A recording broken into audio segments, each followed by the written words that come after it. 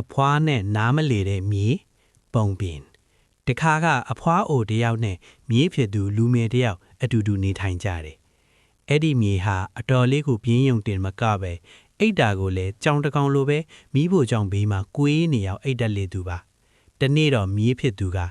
အဖွားကိုဟင်းရှာကျွေးမယ်ဆိုပြီးတောထဲကိုထွက်သွားတယ်။တောထဲမှာတောချက်တကောင်ရလာတော့ဝမ်းတာအာရနဲ့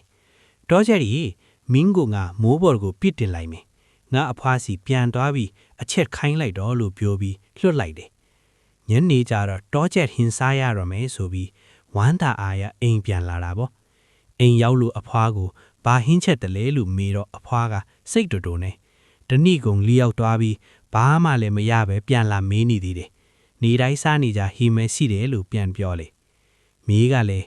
အဖွားစီတောချက်တကောင်ပြန်လာခိုင်းပြီးချက်ထားဖို့ပြောလိုက်တာပဲလို့ရှင်းပြတော့အဖွားကဒုက္ခပါပဲမြေးရတောချက်ကိုတွေ့ရင်ရိုက်တက်ခဲ့ရတာပေါ့အဲ့ဒီလိုလွှတ်လိုက်လို့ဘယ်ရမလဲလို့အဆုံးမလိုက်တယ်နောက်တစ်နေ့မှာမြေးကထတ်ထွက်သွားပြန်တော့မှုတွေပေါက်နေတာကိုတွေ့တယ်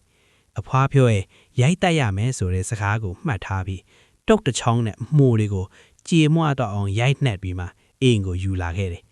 အဖွားကိုပေးတော့အဖွားကမြေးရဲ့မှုကိုဒီလိုမလုပ်ရဘူးမှုတွေ့ရင်အမြင့်ကနေနှုံယူရတာအခုတော့စားလို့မရအောင်ကြေကုန်ပြီလို့ပြန်ပြောပြန်တယ်။ဒါနဲ့နောက်တစ်နေ့မှာမြေးကထတ်ထွက်ထွားရကနေပြားအောင်နွားချီအောင်တခုကိုတွေ့တော့အဖွားပြောတဲ့အတိုင်းအတင်းနှုတ်ယူတာပေါ့။ပြားတွေကသူ့ကိုဝိုင်းတုတ်တာတောင်အကုန်လုံးရအောင်နှုတ်ပြီးအိမ်ကိုတည်လာခဲ့တယ်။မျက်နှာတစ်ခုလုံးဖူးရောင်နေတာပဲ။အဖွားဒီပြားအောင်ကိုချက်စားရအောင်လို့ပြောတော့အဖွားက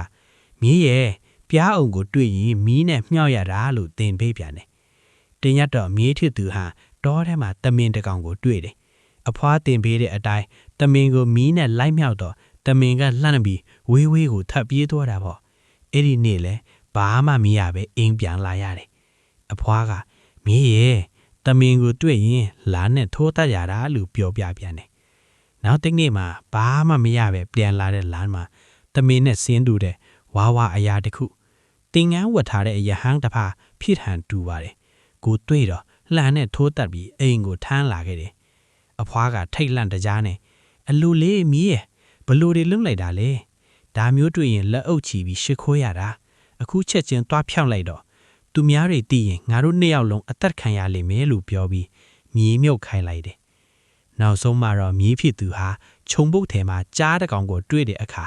အဖွားတင်ပေးတဲ့အတိုင်းလက်အုပ်ချီပြီးရှစ်ခိုးနေမိတယ်